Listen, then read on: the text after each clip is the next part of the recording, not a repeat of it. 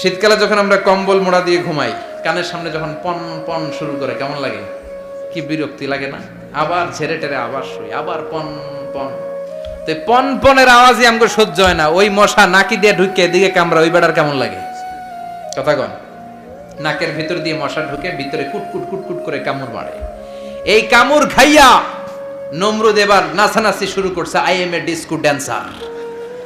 ওর dance দেখে সবাই হাসে, একেবারে I M A disco dancer.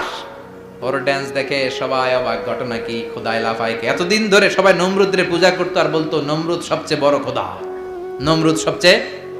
এখন খোদা কি করে? ড্যান্স দেয়। চিল্লা এখন কি দেয়?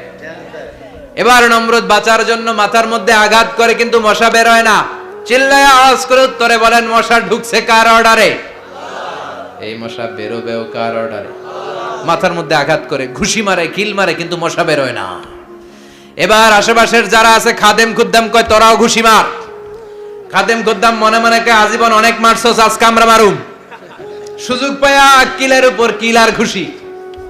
আজীবন অনেক কাজ করাইছিস আমাদেরকে দিয়ে, অনেক জুলুম করেছিস, আজকে সুযোগ পেয়েছে মতো মাইরা লই। খাদেম খুদ্দাম ওরাও কিল ঘুষি। ঘুষাইতে ঘুষাইতে চেহারার মানচিত্র পাল্টাই দিছে, মাকার মশা বের হয় না। এই মশা ঢুকছে কারা দেশে? কথা কন। এই মশাটা যদি বেরোতে হয়, অর্ডার লাগবে একজনের। চিৎকার করে বলেন, চিনি কে? নিজেও মারে, বেরোয় না। খাদেম খুদ্দামরা মাথার মধ্যে কিল ঘুষি মারে, বেরোয় না। নমরুদ কয়, এবার আমারে জুতা মার। কি মার? আমরা পরি প্লাস্টিকের জুতা, বাটার জুতা, অ্যাপেক্সের জুতা। আগে পড়তো খরমের জুতা। খরমের জুতা বানায় কি দিয়া? কথা কন। এবার কাঠের জুতা দিয়ে খাদেম খুদ্দামরা মাথার মধ্যে বাড়ি। পিটাইতে পিটাইতে মাথাটাকে ফাটিয়ে রক্তাক্ত করে জামিনের মধ্যে নমরুদরে শুইয়ে দিয়েছে। আর আল্লাহর সৈনিক সেই বাউদা মশা নাকের ভেতর থেকে শূন্যে উড়াল মেরেছে। চিল্লায় পড়েন আল্লাহু আকবার। তার মানে এত শক্তিশালী হয়েও, গোটা বিশ্বের রাজা হয়েও নমরুদের ক্ষমতা নমরুদরে বাঁচাতে পারে নাই। চিল্লায় পড়েন ঠিক কিনা? এজন্য ক্ষমতা কাউরে বাঁচাতে পারে না, দাপট কাউরে বাঁচাতে পারে না, অহংকার কাউরে বাঁচাতে পারে না, সৈন্যবাহিনী কাউরে বাঁচাতে পারে না। বাঁচাতে পারে একজন। চিৎকার করে বলতে হবে, তিনি কে? পৃথিবীতে কেউ তো স্থায়ী হয় না, হোক না সে ফেরাউন কিবা নমরুদ। কেউ ভাবে চিরদিন রয় না, কেউ ভাবে চিরকাল রয় না। পৃথিবীতে কেউ স্থায়ী হয় না।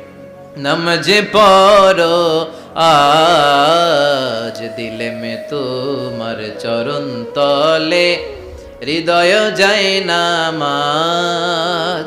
এ নামাজি আমার ঘরে নামাজে পড়ো আজ দিলে মে তোমার চরণ তলে, হৃদয় যায় নামাজ। আল্লাহু আকবার পড়েন। তিনি দোয়া করলেন, আল্লাহ রাব্বি জাআলনি মুকিমাস সালাহ। আল্লাহ আপনি আমার নামাজ কায়েমকারী বানান। কি কায়েমকারী? তার মানে নামাজ পড়লে সবাই মিলে পড়তে হবে, ঠিক কি না? নামাজ কায়েমকারী বানান। আমার সন্তান ইসমাইলের নামাজ কায়েমকারী বানান। আমার দোয়াটা কবুল করেন। কবুল করে নিল কে? আবার বললেন, আল্লাহ মক্কার নিরাপদ বানান। কবুল করলো কে? আবার বললেন, ওয়াবা'আস ফীহিম রাসূলা। আল্লাহ এই শহরে একজন নবী পাঠান। কবুল করলো কে? যত দোয়া করছে সব কবুল করে নিল কে? এজন্য সাইয়েদনা ইব্রাহিমের জীবনী থেকে কি কি শিক্ষা গুনতে শুরু করেন। নাম্বার 1, আল জিহাদু দিদ্দা শিরক। ওনার জীবন থেকে প্রথম শিক্ষা হচ্ছে শিরকের বিরুদ্ধে জিহাদ। মুমিনের জীবনে জিহাদ চলবে কিসের বিরুদ্ধে? উনি মূর্তির সাথে আপোষ করে নাই, গাছের সাথে আপোষ করে নাই, মাছের সাথে আপোষ করে নাই, ধ্রুবতারা চাঁদ সূর্যের সাথে আপোষ করে নাই। উনি এক আল্লাহকে খুঁজে পেয়েছে। চিল্লায় বলেন ঠিক কিনা? আল্লাহ সব গুনাহ ক্ষমা করে, শিরকের গুনাহ ক্ষমা করে। 2 নাম্বার শিক্ষা হচ্ছে সত্যকে অন্বেষণ করতে হবে। ওইটা আমার বাবার বিরুদ্ধে যাক, ওইটা আমার দাদার বিরুদ্ধে যাক, ওইটা আমার দলের বিরুদ্ধে যাক, ওইটা আমার মতের বিরুদ্ধে যাক, সত্য যেখানে আমিও সেখানে। চিল্লা এখন ঠিক কিনা?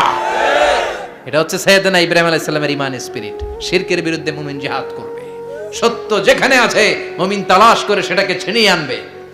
সাইয়েদনা ইব্রাহিমের জীবনী থেকে 3 নাম্বার শিক্ষা হচ্ছে ভিশনারি অ্যাটিটিউডের হতে হবে মুমিনের। আমরা খালি 10 বছরের হিসাব করি, 20 বছর, 50 বছর। ইহুদিরা হিসাব করে 200 বছরের। কোনো কাজ করার আগে 200 বছর পরে কি হইতে পারে ওইটা হিসাব করে। সাইয়েদনা ইব্রাহিম এরকম ভিশনারি ছিলেন, এজন্য দোয়া করেছেন রব্বানা ওয়াবআস ফীহিম রাসূলা। আল্লাহ যদিও ধুধু প্রান্তর জনমানব হীন একটা এলাকা, আপনি এলাকায় এমন একজন নবী পাঠায়েন যেই নবীর আঁচলের নিচে গোটা বিশ্বটা একত্রিত হয়ে যাবে। কবুল করলেন কে? কি ভিশন দেখছেন, কি ভিশনারি অ্যাটিটিউড। তিনি তখন থেকেই বিশ্বনবীকে দেখতে পেয়েছিলেন। এজন্য ভিশনারি অ্যাটিটিউডের হন, স্বপ্নবাজ হন। স্বপ্ন সেটা না যেটা মানুষ ঘুমিয়ে ঘুমিয়ে দেখে, স্বপ্ন সেটা যেটা অর্জনের আকাঙ্ক্ষা মানুষকে ঘুমাতে দেয় না। এটা ছিলেন সাইয়েদনা ইব্রাহিম, ভিশনারি অ্যাটিটিউডের ছিলেন। 4 নাম্বার শিক্ষা, যোগ্য প্রজন্ম তৈরি করে যাওয়া। উনি কি প্রজন্ম তৈরি করছে দেখেন। প্রথম ছেলে ইসমাইল, দ্বিতীয় ছেলে ইসহাক। ইসহাকের চ্যানেলে বনি ইসরাইলের সব নবীরা আসলো, আর এই চ্যানেলে বিশ্ব নবী আসলো। তার মানে বাপকা বেটা সিপাহিকা ঘোড়া। প্রজন্ম তৈরির দরকার আছে না নাই? শিরকের বিরুদ্ধে লড়াইয়ের দরকার আছে না নাই? আর নবীদেরকে মডেল হিসেবে মানার দরকার আছে না নাই? আমাদের মডেল কি কবিরা না নবীরা? নায়করা না নবীরা? নেতা নেত্রীরা না নবীরা?